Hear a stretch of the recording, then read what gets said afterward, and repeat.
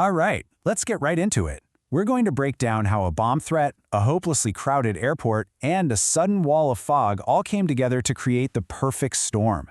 This is the unbelievable story of how a series of small, almost forgettable errors cascaded into the deadliest accident in aviation history.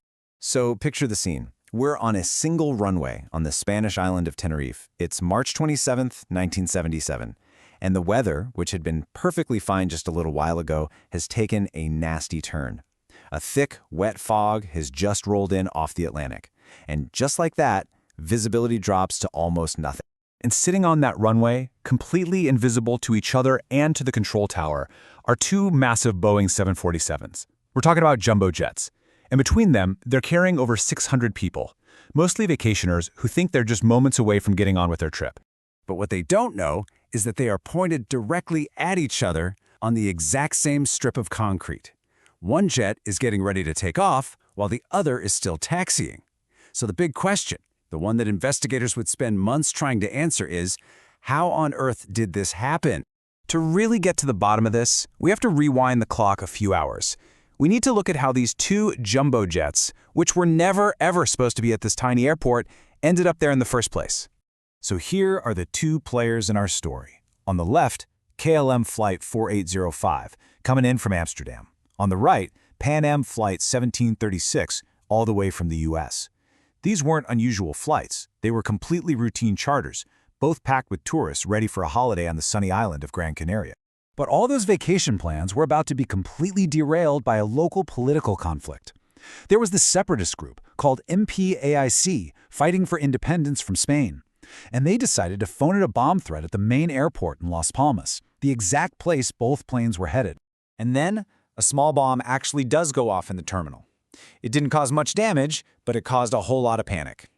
Authorities made a quick decision: shut down Las Palmas Airport completely. And that meant every single incoming flight had to be diverted to the much smaller and frankly ill-equipped airport on the neighboring island of Tenerife. Now, this sudden diversion wasn't just an inconvenience, it set off a domino effect, a whole series of problems. As we're about to see, each one was a small, seemingly manageable issue that, when added together, was creating a direct path to catastrophe. So this is really the recipe for disaster. First, you've got the airport itself, which is now basically a parking lot. It's so crowded that planes are being parked on the main taxiway. Second, the KLM captain, trying to be efficient and save time later, decides to top off his fuel tanks. In doing so, he completely blocks that taxiway, trapping the Pan Am jet right behind him. And then, the third and final piece. That thick, unpredictable fog rolls in, making it impossible for anyone to see anything. With the pilots and the air traffic controller all now completely blind because of the fog, everything, and I mean everything, depended on perfect, crystal clear communication. And, well, that is exactly what did not happen. Okay, so since the main taxiway was blocked, the controller had to do something pretty unusual and risky. He told both jumbo jets to use the active runway itself to taxi. He instructed the KLM plane to go all the way to the end, turn around, and get ready for takeoff. He then told the Pan Am jet to follow it down the runway, but to get off at a specific exit called C3. But you have to imagine what it was like in that Pan Am cockpit. The crew was squinting into this dense fog, looking for runway markers that were already poorly marked to begin with. They couldn't find their exit, C3, so they missed it. And unknowingly, they kept on rolling down the very runway that the KLM jet was now sitting at the end of, ready to take off. Now back in the KLM cockpit at the end of that runway, the captain is getting antsy. He's worried about his crew's duty hours expiring.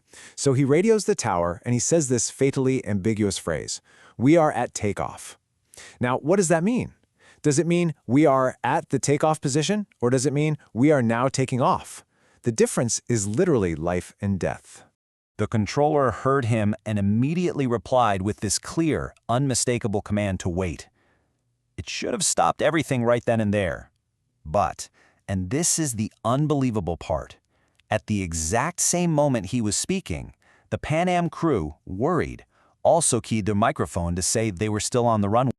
This is a freak accident of radio physics. The two simultaneous transmissions collided, creating this loud, high-pitched squeal in the KLM cockpit. It's called a heterodyne, and it completely wiped out the controller's most crucial words: stand by for takeoff. The only word the KLM crew heard clearly through all that static was the controller's "okay" from the beginning of a sentence. They thought they were cleared to go. In a final, heartbreaking moment, there was one last chance to avert disaster. The KLM flight engineer actually overheard a snippet of the Pan Am transmission. He turns to the captain and questions him, asking, "Is he not clear then that Pan American?"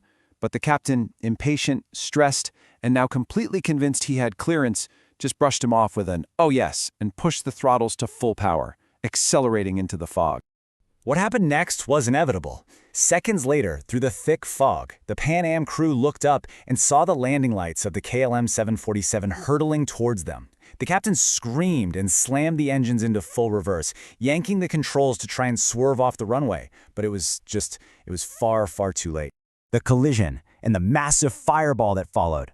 Remember, the KLM jet was fully fueled, claimed a staggering 583 lives.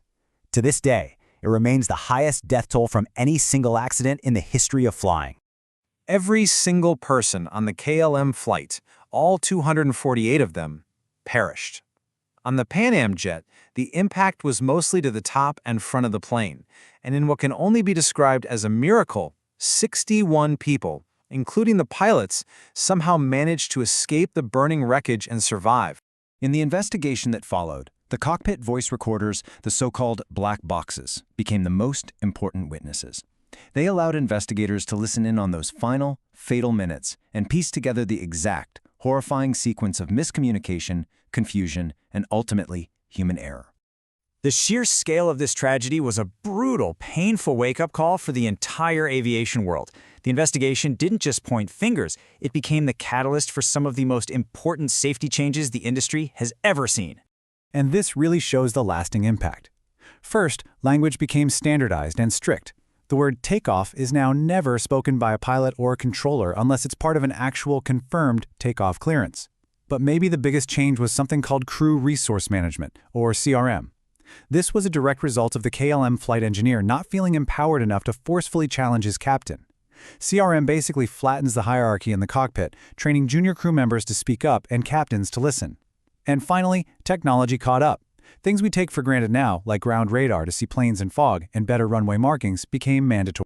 So in the end, the tragic deaths of 583 people led directly to immeasurably safer skies for the billions of us who have flown since. But it does leave us with one final, sobering thought. No matter how advanced our technology gets, no matter how perfect our procedures are, in any complex system, we are always trying to engineer against the most unpredictable element of all, ourselves.